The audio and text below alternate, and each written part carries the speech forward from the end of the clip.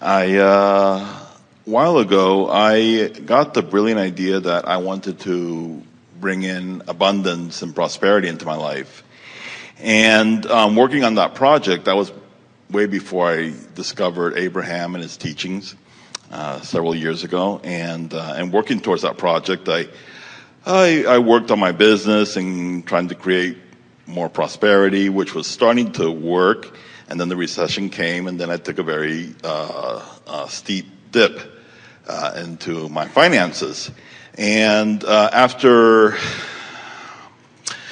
reading your books and listening to your tapes and coming to your workshops, I've noticed some significant changes in that area, but not quite where I want to be. I want the floodgates to open and the money to pour in. So, well, you're doing what a lot of people are doing. You're letting the way you feel about your finances be dictated to you, or at least influenced by what you're observing.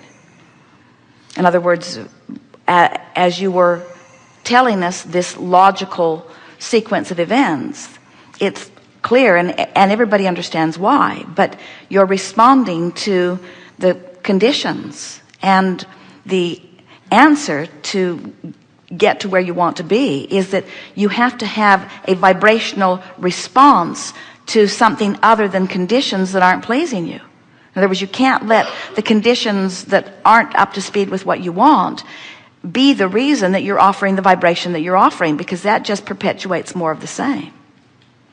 Do you think that in your improving financial condition that you ever reached the place that you were in pure expectation of things to continue to move in the direction of the really strong avalanche and flow that you were just speaking about?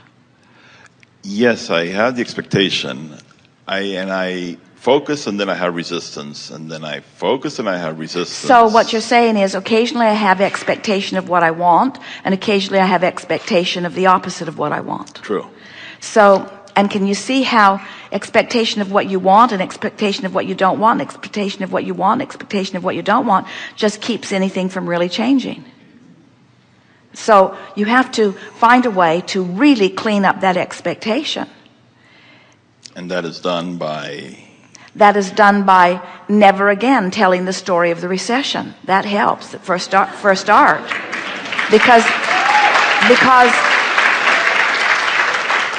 and we understand why you would want to tell that story, because it looked like things were going well, and then it looked like things weren't going well, and so the explanation of the turn from the going well to the not going well is the recession, or the slowdown. But whether it's true or not, Esther would say, but it's true. And we say, whether it's true or not, it's the keeping of the resistant vibration active. So what we're trying to poke around until we stir up so that you and others can feel it is, you have to reach the place where you acknowledge that the key to creation is conjuring a vibration apart from reality. Because the reality is things have slowed down. So if reality dominates, not just dictates, but dominates, not just really dominates, just most, even if it's a 51-49 expectation, it's still messing with what's going on. In other words, when you say, I want it, but I want it, but I want it, but I want it, but I want it, but I want it, but I want it, but I want it, but I want it, but you can get really old and tired before anything shifts, because you just keep not allowing it to break loose.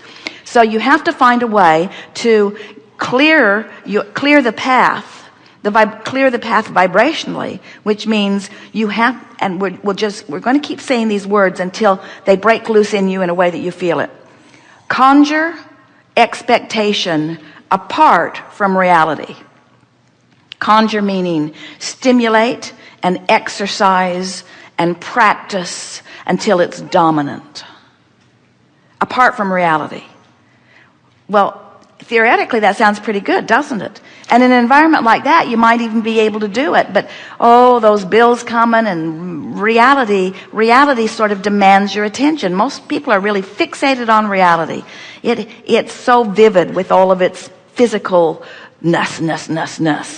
I can see it and hear it and smell it and taste it and touch it. It's so vivid. And what I'm conjuring isn't. It would be comparable to going to a motion picture in a great big surround sound environment with 3D and all of that vivid production of sight and sound, and having someone say, do you want to go do that, or do you want to sit in a closet and visualize? I think I'll go to the motion picture.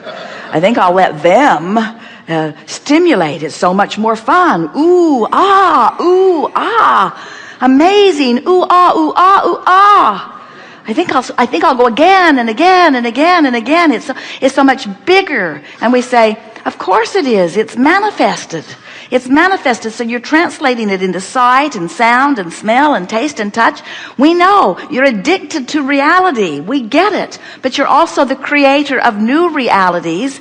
And if reality isn't in its vivid expression of itself to you, which is another way of saying the part of reality that you're focused on right now, if it isn't the reality that you want, then it's keeping you from the reality you want, because it's the reality you're practicing. So some questions have shot up out of that. So how do I ignore current reality? And we say, well, at least let's make it general instead of specific.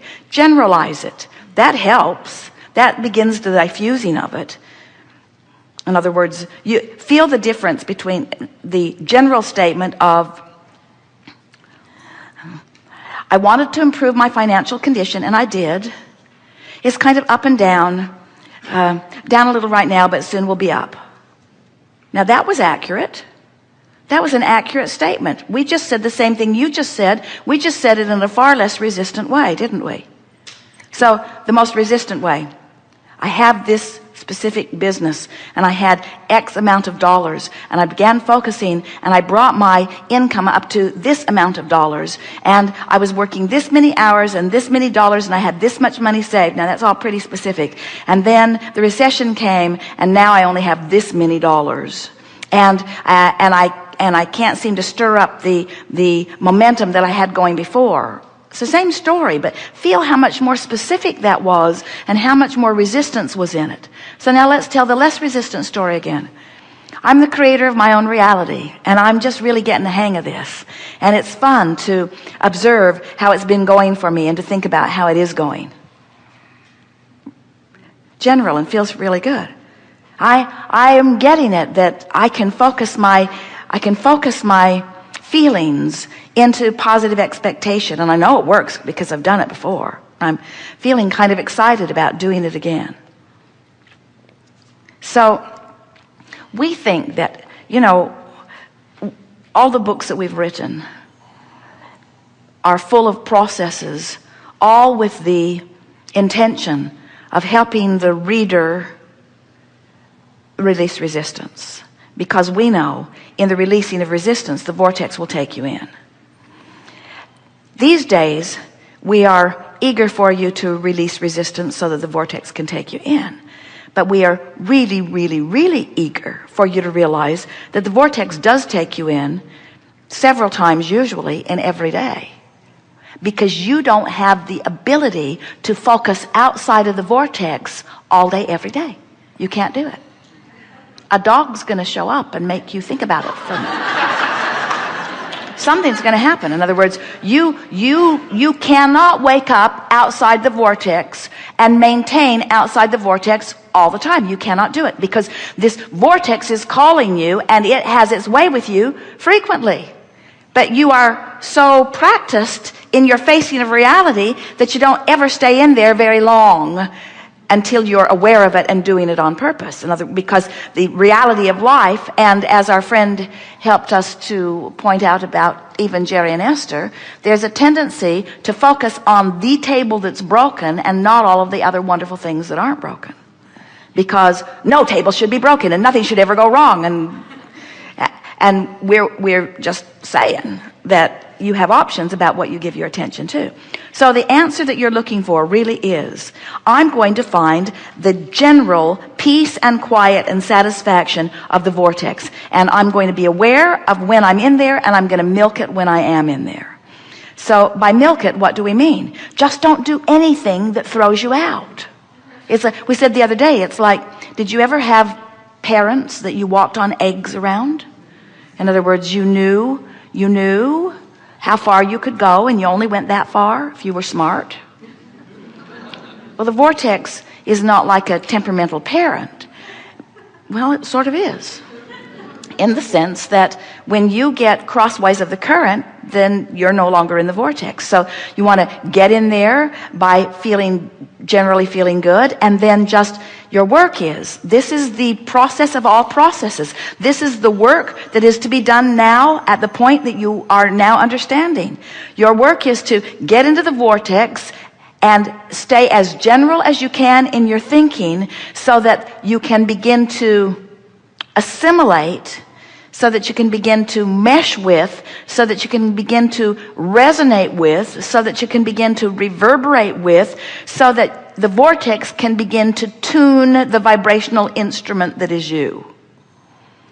Some years ago, someone who was dealing with tuning forks told us that if he struck a tuning fork and made it reverberate, that all the other little tuning forks were having a vibrational response to it. In other words, when you let the vortex take you in, and you reach for general enough good feeling thoughts that you hang around in the vortex will naturally cause your vibration to raise, because in the absence of resistance, that's just what always happens.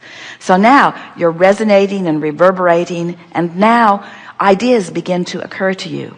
Goes beyond the feeling, which is first, to ideas and impulses, and then to clear business plans and rendezvous and all kinds of things that translate into specific money and improvement and deposits and assets.